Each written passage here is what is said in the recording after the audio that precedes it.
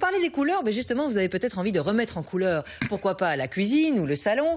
Attention aux nanomatériaux. Ce sont des nanoparticules qui ont la forme de petites cellules. Est-ce bien pour notre santé? On se dit que non, mais jusqu'où? On voit ça avec l'équipe de Vivre Ici et Marine Guillet.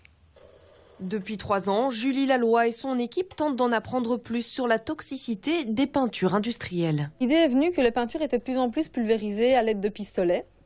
Et donc le fait de pulvériser avec ces pistolets pouvait induire des petites gouttelettes qui sont invisibles à l'œil nu. Dans ces gouttelettes se trouvent les nanomatériaux, ces petites taches blanches 10 000 fois plus petites qu'un cheveu. À cette échelle, la matière acquiert de nouvelles propriétés. Ajoutés à des cosmétiques ou à de la peinture, les nanomatériaux permettent aux industriels de proposer des produits plus innovants. C'est sans connaître leur degré de dangerosité. Il n'y a pas de législation actuellement, sauf dans certains pays. La Belgique est un des premiers pays à avoir aussi légiféré. Donc il y a une obligation pour les producteurs belges de nanomatériaux ou pour les producteurs étrangers qui mettent des nanomatériaux sur le marché belge de s'enregistrer auprès du service fédéral. Afin de mener ces analyses, l'université de Namur s'est associée avec un fabricant de peinture. Cela fait des années que la concurrence ajoute des nanomatériaux à leur composition pour rendre les peintures plus performantes.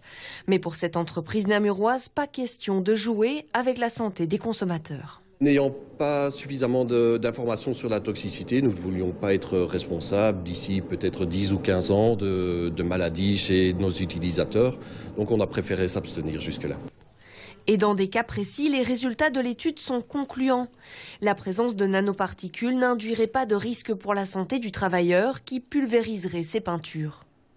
En absence de certitude, certains choisissent des alternatives plus naturelles. Marthe propose dans ses ateliers de créer une peinture à base de lait. On s'intéresse aux ingrédients du pain, pourquoi pas s'intéresser aux ingrédients de la peinture. Et bien sûr, il allait de soi que je n'allais utiliser que des ingrédients naturels. Cette peinture, qui se présente sous forme de poudre, viendrait difficilement concurrencer les peintures industrielles, mais elle a l'avantage d'être 100% naturelle. La peinture que je propose, c'est vraiment une peinture où il y a le lait en poudre, la chaux. La chaux et caséine vont toujours très très bien ensemble, chimiquement.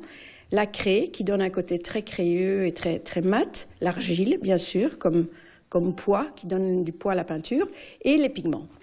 Sans test de toxicologie obligatoire pour les peintures, mieux vaut écarter celles aux solvants et privilégier les peintures à l'eau, toujours en se protégeant grâce à un masque.